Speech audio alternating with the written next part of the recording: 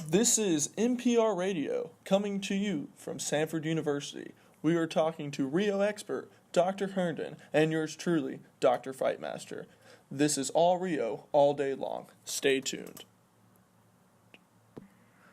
So you and I are both experts on the Rio coastline. Can you give us some background info on Rio as a whole real quick? Sure. Rio is a small municipality in Brazil. It sits at an interesting position, and it has both an eastward and a southward facing coast. It has around 270 miles of coastline that varies wildly due to its unique location, from sandy beaches to erosion cliff faces. Lastly, it sits on the eastern side of Brazil, and its continental shelf has a very gradual slope, with the drop-off point ranging anywhere from 50 to 70 miles offshore. Did you know that Rio is a warm region with ocean currents and air coming from the northeast near the equator? Of course, I also know that the southern coast can circulate the water it catches from the north and south, causing the area to have a smaller temperature variance throughout the year than normal. So what about its longshore currents and tides? The current flows from the northwest. It's mesotidal, and the tide only shifts 1 to 1.5 meters. It's semi-diurnal, changes between high and low tide every 6 hours.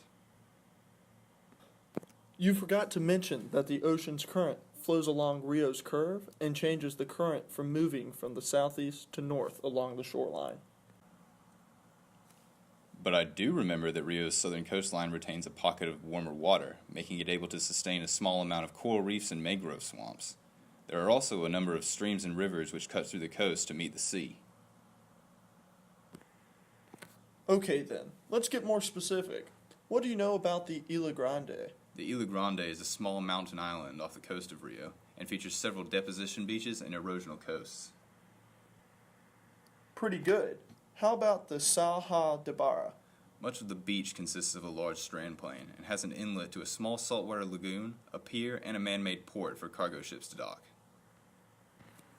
That reminds me, do you actually know anything about how strand plains are formed? No. Well, as Gauntz wrote in his paper, this one is a series of sand dunes stretching for around 8 miles at the thickest point, led from a gradual decrease in sea level and tides over thousands of years, that also left behind shorelines from several thousand years ago. Well, I've heard that you're very familiar with Guanabara Bay. Yes, I am.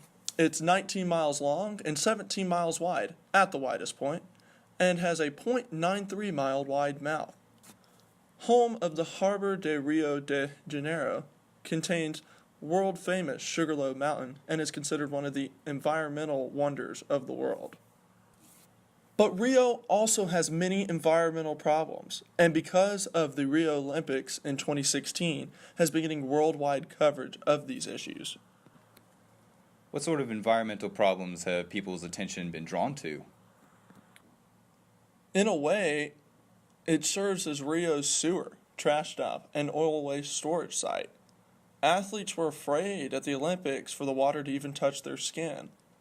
There was a test run a few years before the Olympics, and athletes were diagnosed with inflammation of the hips and legs when they fell in. Scientists feared there was even a greater chance of athletes getting worse infections and diseases than inflammation. Fortunately, during the Olympics, no athletes were reported to be sick because of the water in the bay during the Olympics. Are there any specific details on the environment of what's going on in the bay? The rainy season is where most of the pollution happens. Scientists have found a correlation between the amount of rain and the amount of pollutants in the water. There are a lot of socioeconomic problems in Rio with a very, very high poverty rate with the favelas. Because of this economic issue, scientists are fixated on monitoring the problem and seeing what advances can be made through this. Are there any problems with animals in the bay? Well, there used to be a ton of fisheries in the area, but overfishing of the bay has dramatically decreased the amount of fish there.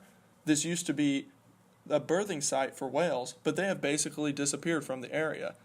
Besides Bride's whales, which can be seen toward the mouth of the bay, Bodos dolphins around the area are also seen, and these dolphins have been known to go into rivers as well. I've heard some similar problems of pollution in the Jacarapagua Lagoon. According to Miss Valeria Freitas, there are many toxins in the lagoon, such as microcystins, which target the liver and eventually break it down. This has killed many of the fish in the lagoon and is a significant problem for the residents near the area. On a brighter note, I've heard that there's 90 kilometers squared of mangroves in your bay, 75 square kilometers of marshes, 47 sandy beaches, 3 kilometers squared of rocky coasts, and 65 islands. Well, folks, that'll be it for this week. Join us next week when we talk about nothing at all, because we won't be here.